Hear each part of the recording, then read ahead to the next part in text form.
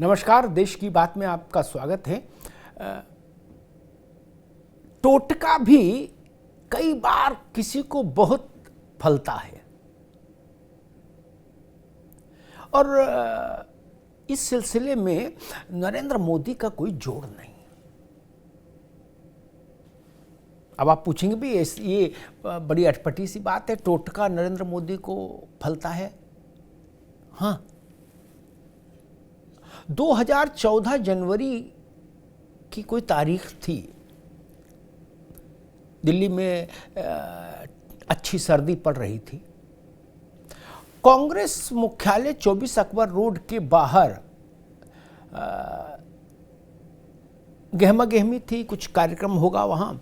तो मणिशंकर अय्यर बाहर निकले तो पत्रकारों ने उनसे सवाल किया कि भाई भारतीय जनता पार्टी की ओर से Narendra Modi projected prime minister हैं और बीजेपी ऐसा कर रही है वैसा कर रही है, आप क्या कहेंगे? मणिशंकर अय्यर ने कहा कि मेरी बात लिखकर रख लीजिए, नरेंद्र मोदी जिंदगी में कभी प्रधानमंत्री नहीं बनेगा कि नहीं बनेगा, नहीं बनेगा, 3 बार बोला उन्होंने। यहीं तक बात खत्म नहीं हुई, टोटका तो अब आगे आएगा।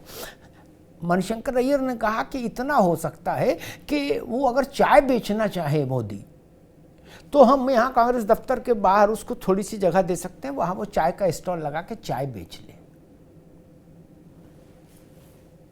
तब तक भाजपा का प्रचार अभियान बस सो चल रहा था, कोई बहुत तूफानी नहीं था। अय्यर इधर ये बोले, उधर भाजपा के प्रचार अभियान ने रॉकेट लॉन्चर जैसी गति पकड़ ली।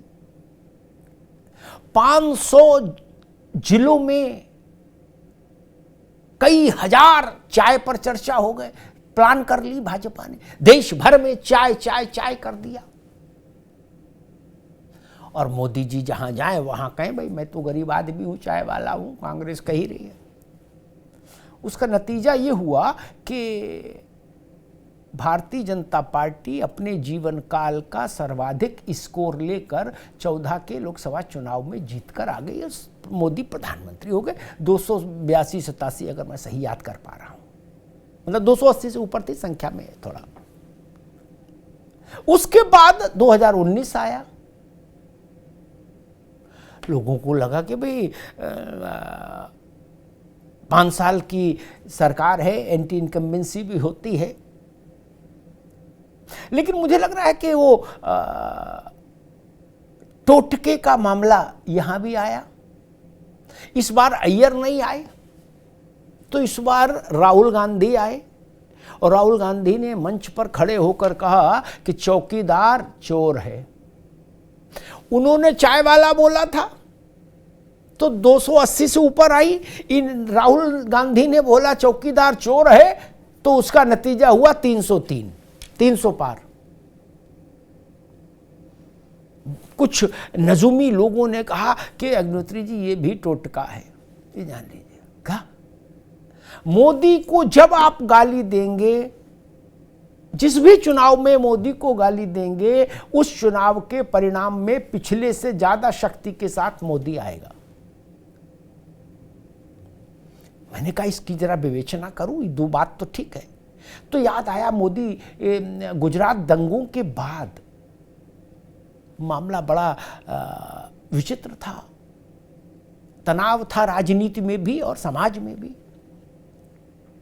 सोनिया जी गई गुजरात और उन्होंने कहा मोदी को मौत का सौदागर।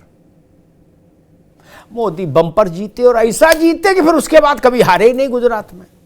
फिर जीतते ही जीतते गए। वो सरकार में तब तक रहे जब तक प्रधानमंत्री होकर दिल्ली नहीं आ गए, तब तक मुख्यमंत्री रहे। यानी सोनिया जी, अय्यर जी, राहुल जी, 3 लोग मोदी जी को विजयी बनाने में अपना अमूल्य, बहुमूल्य, अतुलनीय योगदान दे चुके हैं, इस टोटके को अगर माने तो। अब लोग कह रहे हैं कि भाई 24 के लिए भी कोई टोटका आना चाहिए। हालांकि भाजपा के जो इनसाइडर हैं उनको कांग्रेस के नेताओं की क्षमता पर पूरा भरोसा है कि वक्त पर जब वो वक्त आएगा तो वो लोग ऐसा कोई ना कोई कारनामा करेंगे जो मोदी के लिए टोटका हो जाए।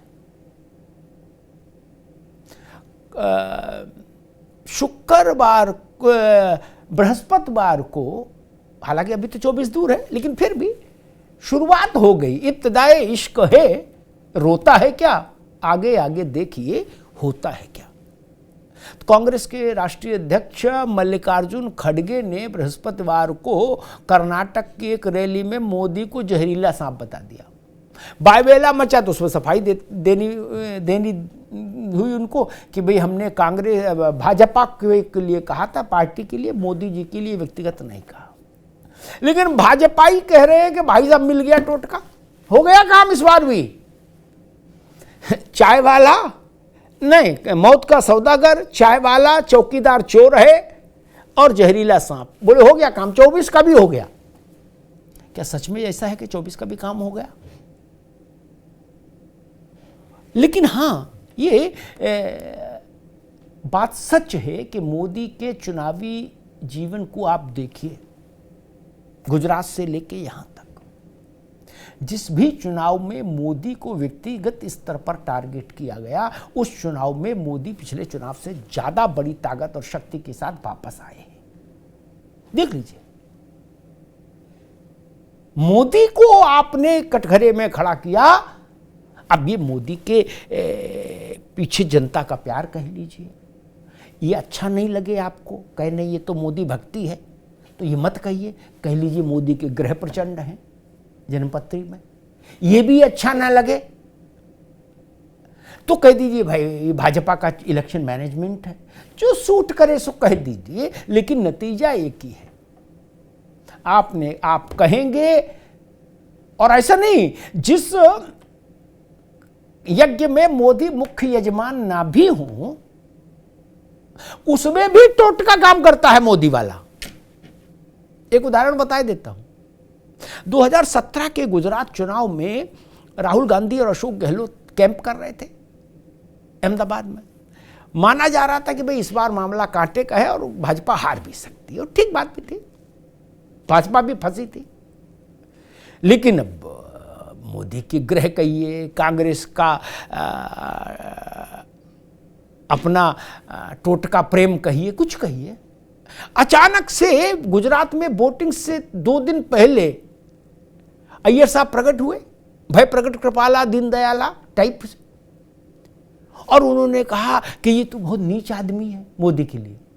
हो गया काम, भाजपाइयों ने नारा लगाया जय श्री राम, हो गया काम।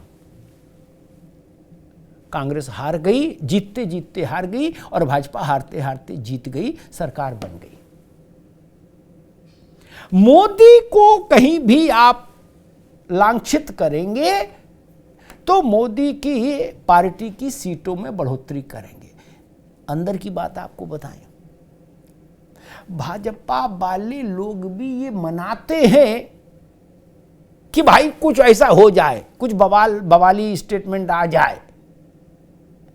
खड़गे जब बोले कि मोदी जहरीला सांप है, तो भाजपा ही खुश हुए, बोले भाई साहब अब आनंद आ गया, अब लड़ाई ठीक है। इसके पीछे का रहस्य क्या है? कांग्रेस के मित्र और दूसरे दलों के मित्र कहते हैं कि भाजपा वाले भी दूसरे नेताओं के बारे में अनाप शनाप बोलते हैं। हाँ, ठीक बात है, भाजपा वाले भी ऐसा नहीं कि कोई गंगा में नहा के आए हैं, ये भी बोलते हैं।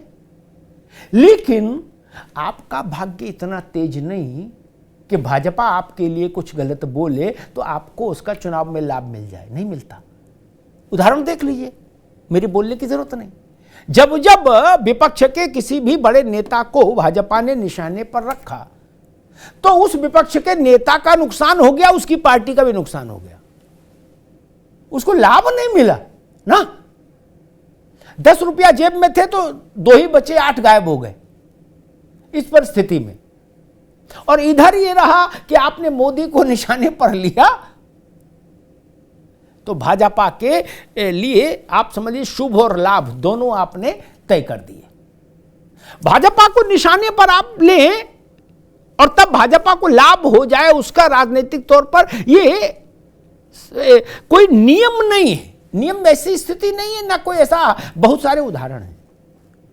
लेकिन हां, पिछले 5, 7, 8 चुनाव देख लीजिए, गुजरात चुनाव के मोदी के मुख्यमंत्रित्व काल के से चुनाव से लेके और अब तक के चुनाव, जब भी जहां भी मोदी इन पर्सन कटघरे में खड़ा किया गया और आप गाली गलौज हुई, भाजपा छप्पर फाड़ कर वापस आई। ये एक मिरेकल कह लीजिए पॉलिटिक्स का, जनता की फीलिंग्स कह लीजिए मोदी जी के लिए, कुछ भी कह लीजिए, जो आपको सूट करे वो कह लीजिए, जिसमें आपकी आत्मा को संतोष हो, लेकिन ये है सच। और 24 के लिए भाजपा के लोग तो रोज सुबह उठ के भगवान से यही मांगते हैं कि 24 के लिए एक तड़कती भड़कती कोई ऐसी टिप्पणी आ जाए किसी बड़े नेता की, गंगा पार हो 5 साल के लिए।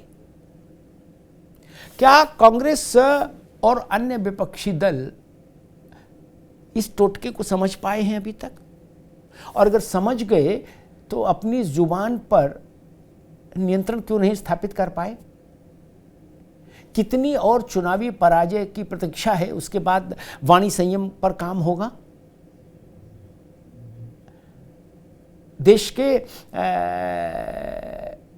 चुनावी इतिहास की अगर समीक्षा कांग्रेस कर रही होती तो उसने बहुत पहले फैसला ले लिया होता कि मोदी को व्यक्तिगत स्तर पर आरोपित नहीं करेंगे, भाजपा को कटघरे में खड़ा करेंगे। एक बार इतने प्रयोग किए हैं, एक बार ये प्रयोग भी करके देख लीजिए। मोदी को कटघरे में खड़ा करने के प्रयोग तो हर बार असफल हुए और भाजपा को उसका चक्रवृद्धि ब्याज की तरह लाभ मिला। क्या मल्लिकार्जुन खड़गे का ये बयान कि मोदी जहरीले सांप हैं भाजपा के लिए 2024 के चुनावी महासमर के लिए शुभंकर सिद्ध होगा?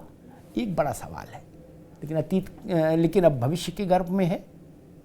हाँ, अतीत के अनुभव बताते हैं कि मोदी जी को मुस्कुराने का अवसर है खड़गे जी की इस टिप्पणी के बाद। धन्यवाद।